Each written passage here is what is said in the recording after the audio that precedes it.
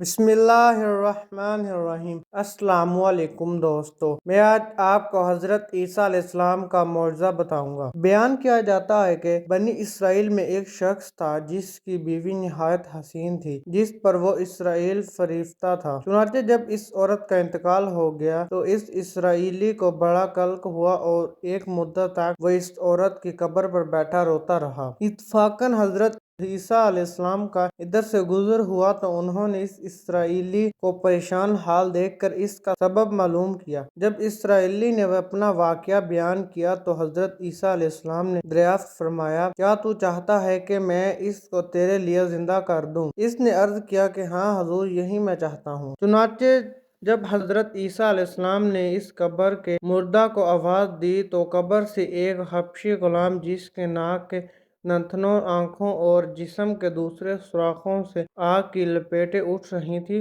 حضرت عیسیٰ علیہ السلام کو دیکھتے ہی غلام نے کلمہ پڑھ کے لا الہ الا اللہ عیسیٰ روح اللہ۔ اسرائیلی نے یہ دیکھ کر عرض کیا، حضور مجھ سے غلطی ہو گئی، میری بیوی کی قبر تو دوسری ہے۔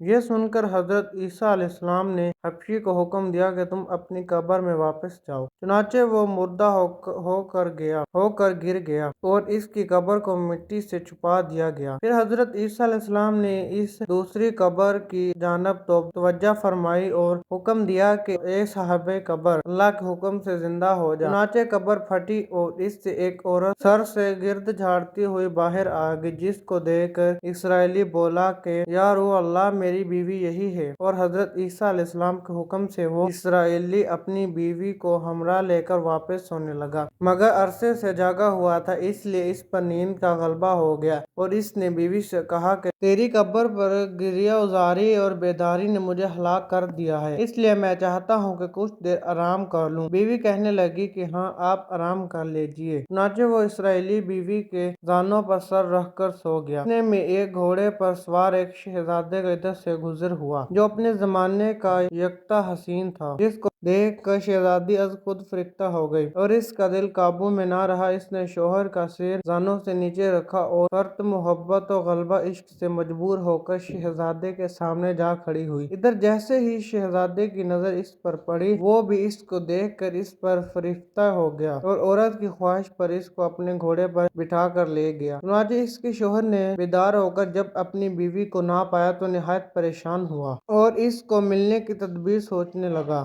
سوچتے سوچتے آخر اس کی نشان قدم پر چل کر اپنی بیوی کو تلاش کر لیا، جو شہزادے کے پاس پہنچ چکی تھی۔ اس کو دیکھ کر اسرائیلی نے یہ شہزادے سے عرض کیا کہ یہ میری بیوی ہے، آپ اس کو چھوڑ دیجئے۔ ابھی شہزادہ کچھ کہنے بھی نہ پایا تھا کہ اس عورت نے کہا، میں تیری بیوی نہیں بلکہ شہزادے کی لونڈی ہوں۔ یہ سن کر شہزادہ اسرائیلی سے کہنے لگا کہ کیا مجھ سے میری لونڈی کو لینا چاہتا ہے؟ اس نے کہا، خدا کی قسم، یہ میری بیوی ہے جس کو میرے سردار حضرت عیسیٰ علیہ السلام نے مرنے کے بعد میرے لیے زندہ کیا ہے۔ ابھی یہ گفتگو ہو رہی تھی کہ اتفاقاً حضرت عیسیٰ علیہ السلام بھی وہاں تشریف لے آئے، جن کو دیکھ کر اسرائیلی کہنے لگا، یا روح اللہ، کیا یہ میری وہ بیوی نہیں ہے جس کو آپ نے میرے لیے زندہ کیا ہے؟ حضرت عیسیٰ علیہ السلام نے فرمایا کہ ہاں، یہ وہی ہے۔ یہ سن کر عورت کہنے لگی کہ یا روح اللہ، یہ شخص جھوٹا ہے، میں تو اس شہزادے کی لونڈی ہوں۔ حضرت عیسیٰ علیہ السلام نے فرمایا، کیا تو وہ عورت نہیں جس کو میں نے اللہ تعالیٰ کے حکم سے زندہ کیا ہے؟ اور نے کہا، یا روح اللہ، باخدا میں وہ نہیں ہوں۔ اس کے بعد حضرت عیسیٰ علیہ السلام نے فرمایا،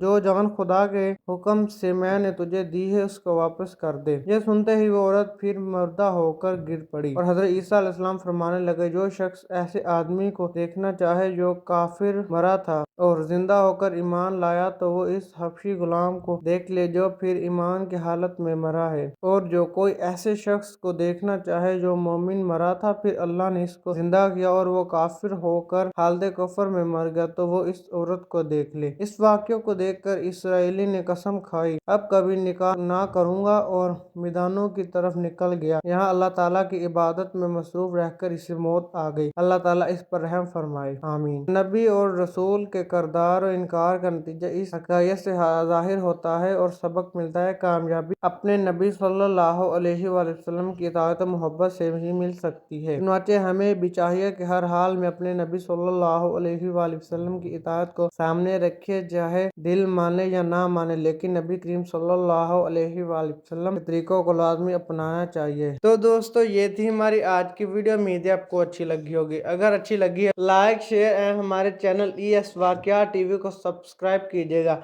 मिलेंगे इंशाल्लाह नेक्स्ट वीडियो में, तब तक के लिए अल्लाह हाफिज।